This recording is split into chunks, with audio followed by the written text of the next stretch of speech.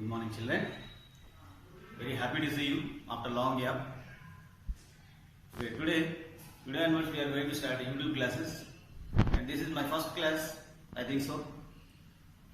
So before going to the class, I will explain something about our subject. So I am going to teach you social studies, and in the social studies, according to the SS public examination, the whole subject will divide into two parts. That is paper 1 and paper 2. You know that already very well.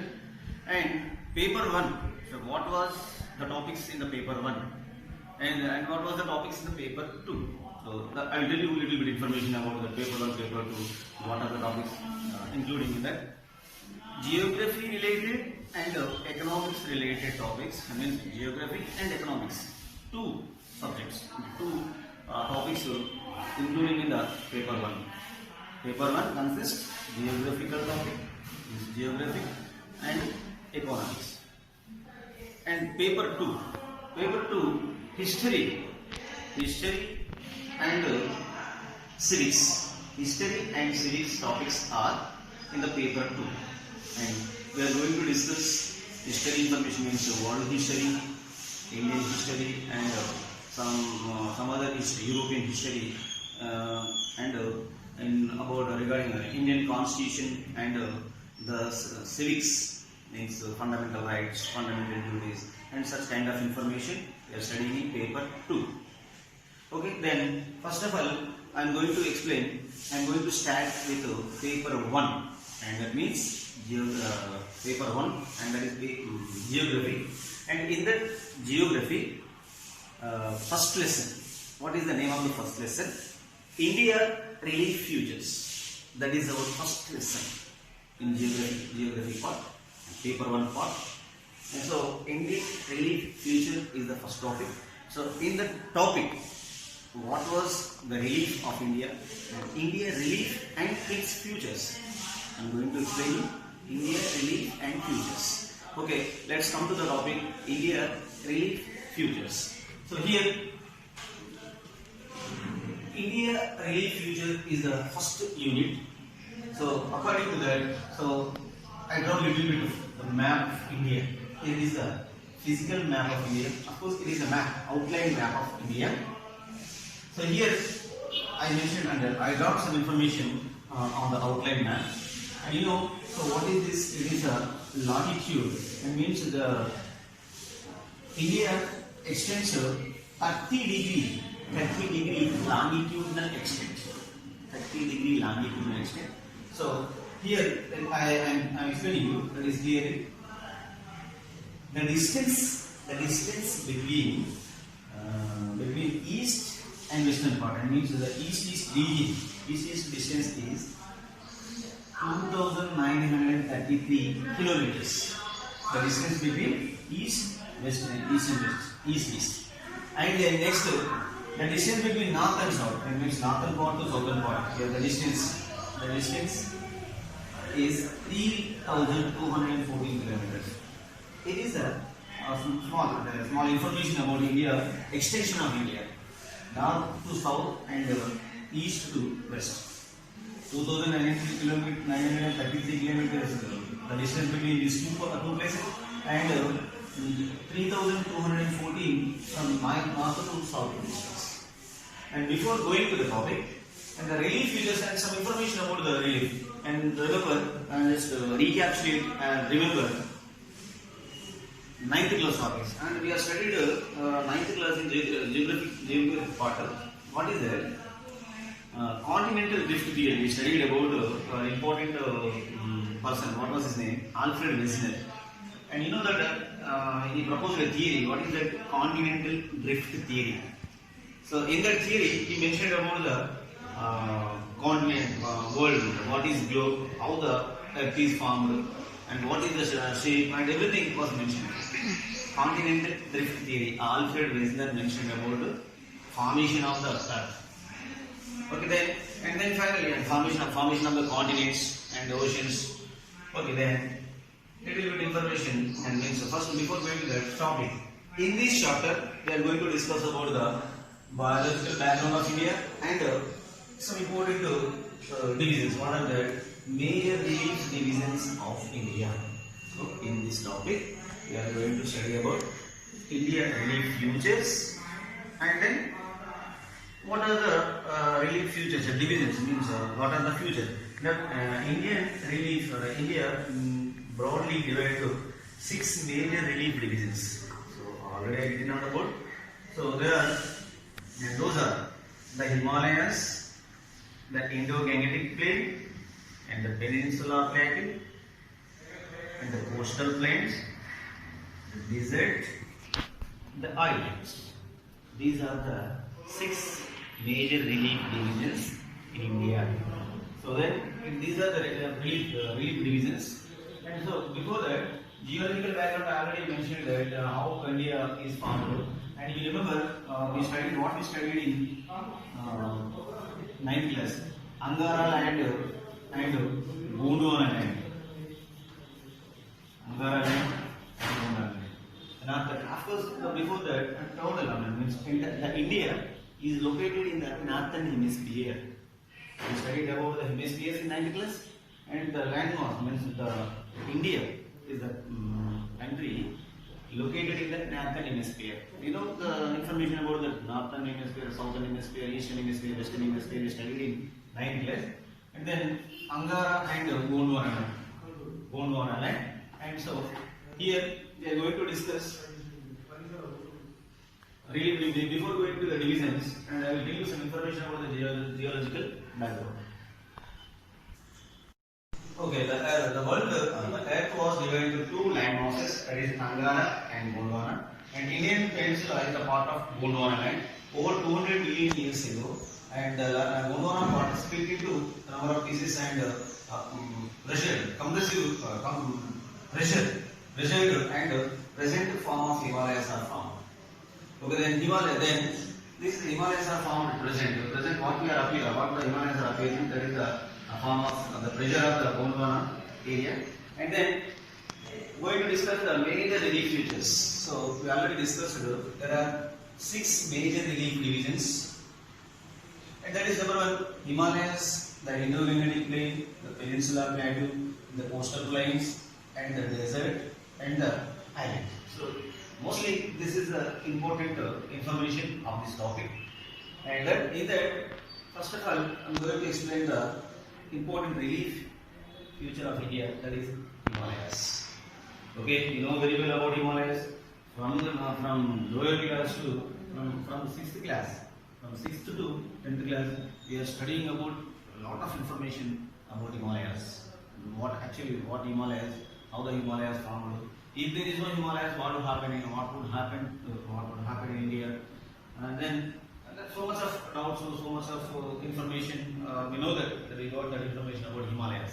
Then I will tell you some information about the Himalayas. And actually, what Himalayas and where the Himalayas are extended. Actually, the location where the Himalayas are extended. So here, very good to say that Himalayas are the youngest mountains in the world.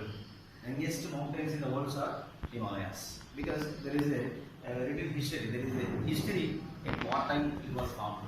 The mountains are found. So here, Himalayas again. First, the information about the Himalayas. I am going to explain information about Himalayas. And Himalayas broadly, Himalayas classified into 3 parallel ranges. Himalayas are extended northern part of India, and mostly which are extended from north to east and northeast areas. And so this is the direction I am showing you here. This is the direction which these areas Himalayas are extended. Northern part of India. Himalayas are extended northern part of India. Then Himalayas, the length of the Himalayas 2,400 kilometers. 2,400 kilometers. The length of the Himalayas are 2,400. The width of Himalayas. The Himalayas are broader in the northern part, and slowly while going to the east direction, it is going. The width of the Himalayas also will be decrease. 2,400 total length of the Himalayas 2,400. The thickness and the width of the Himalayas are broader in northern part and narrow in the eastern part. Then after that, Himalayas are again divided to three parallel ranges. So what are the three parallel ranges? The upper Himalayas, lesser Himalayas and outer Himalayas. And the links I can explain you.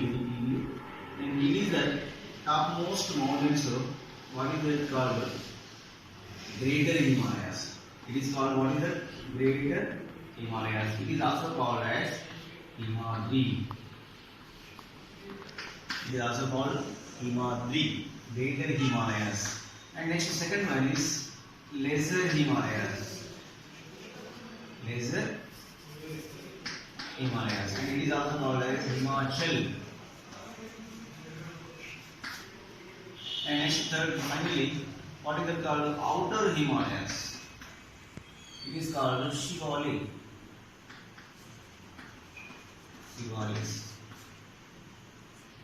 Okay, Greater Himalayas, Lesser Himalayas, Outer Himalayas. So actually, what are these Himalayas? What are these? So Himalayas are extended in the northern direction of India, and the Himalayas broadly divided into three parallel ranges. And what are the Greater Himalayas, Lesser Himalayas, Outer Himalayas? The name of the Greater Himalayas are Himadri, and the name of the lesser Himalayas are Himachal, and the name of the outer Himalayas are Shivalik. These are the parallel ranges. These are the ranges are extended in northern part. Each and every means so the relief of India, the relief of these Himalayas means so there is a kind of climatic condition. There is a typical relief in Himadri, and the relief of Himadri is different than Himachal, and the Himachal relief is different than Shivalik. Okay, then I am going to explain about the Himadri. Okay, Himadri is the uppermost layer of the uppermost part of the Himalayas. So information about Himadri. Himadri greater means Greater Himalayas. What is that called? Himadri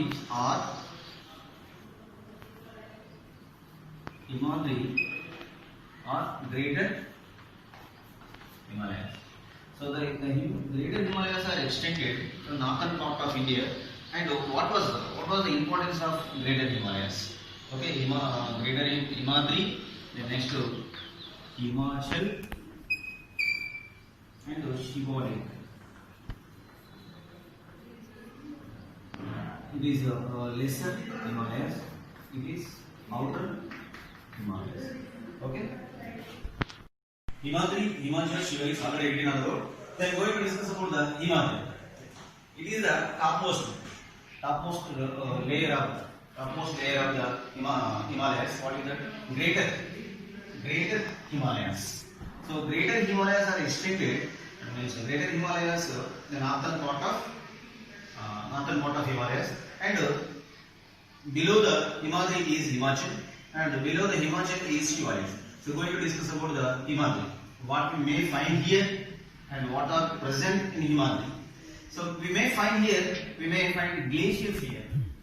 Himadri is continuously throughout the year continuously formed with ice. And Himadri, you find here glaciers, and also some important rivers, and which are called perennial rivers. Perennial rivers are mostly found. You know that already. Ganga, Brahmaputra, Indus, Himalayan rivers are there, and so mostly those rivers are born in Himadri zone. Himadri, some perennial rivers may appear. They are continuous, and throughout the year, the area is covered with ice, accumulated ice. Okay, we find glaciers also here.